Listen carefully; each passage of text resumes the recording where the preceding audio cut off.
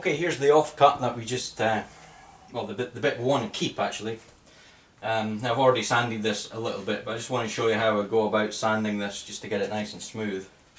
I've got a workbench here which has got a nice large area of 60 grit sandpaper stuck to it with double-sided tape, and I use this a lot with my drum making for sanding segments smooth and things. But I'm just going to sand the edge of this shell just to show you how you flatten the edge prior to recutting the bearing edge. So just put it down, just hold it firmly and turn it, and just keep working your way around.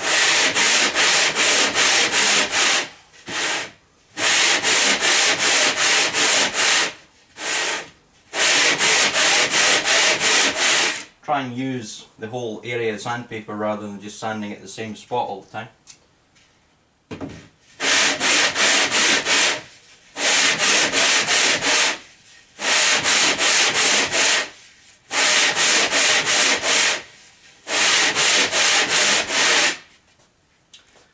Okay, now that's the edge we cut.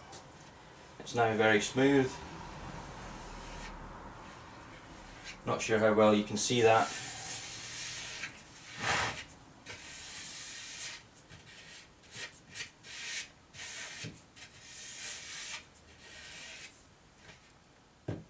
Still a couple of little splintery bits on the inside, but when we cut the bearing edge, that's going to take that away. But the outside edge is perfect. I don't know how easy it is to see the edge on there, but I'll try zooming in so you can see how smooth it is now.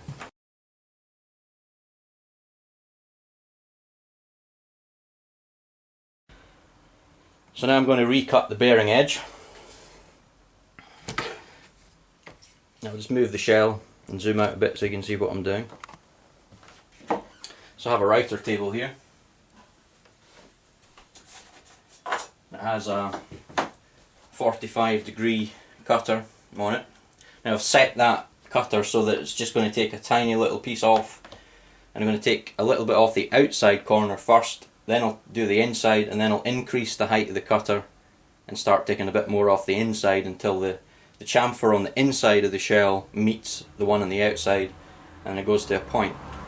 Normally with my own drums I would do a rounded edge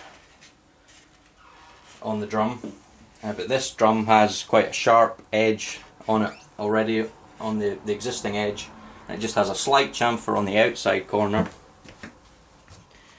and a bigger chamfer on the inside. I don't know if you can see that, but that's a fairly standard edge these days, just a slight outside chamfer and then most of the material is taken off the inside. So I'm going to make the new edge the same as the existing one. Okay, we're going to start cutting now. Got my safety glasses on.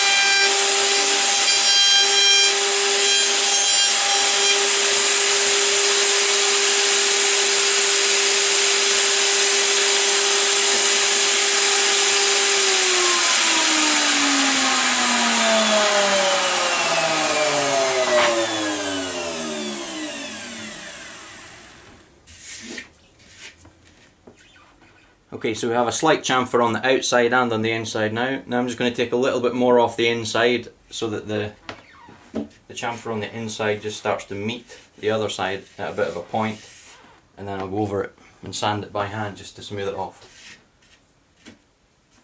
Okay, we're just going to finish this off now.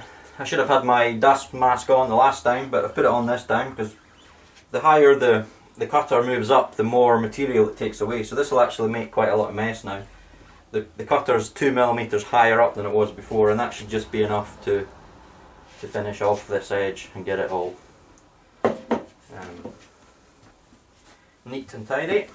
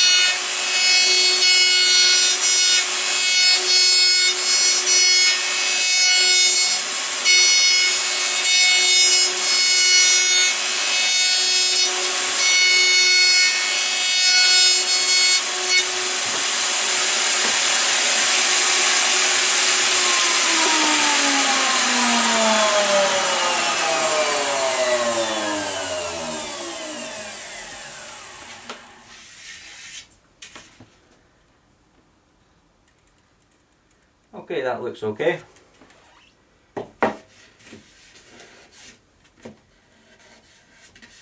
Needs a little bit of sanding now to leave off to get rid of some of those marks left by the router bit. So I'm just going to go over that with a little bit of sandpaper by hand, and that'll get it nice and smooth. And that's how you cut a bearing edge. Okay, that's now the finished bearing edge. I've put a little bit of wax on it. I'll just zoom in so you can kind of see the finished thing now, hopefully.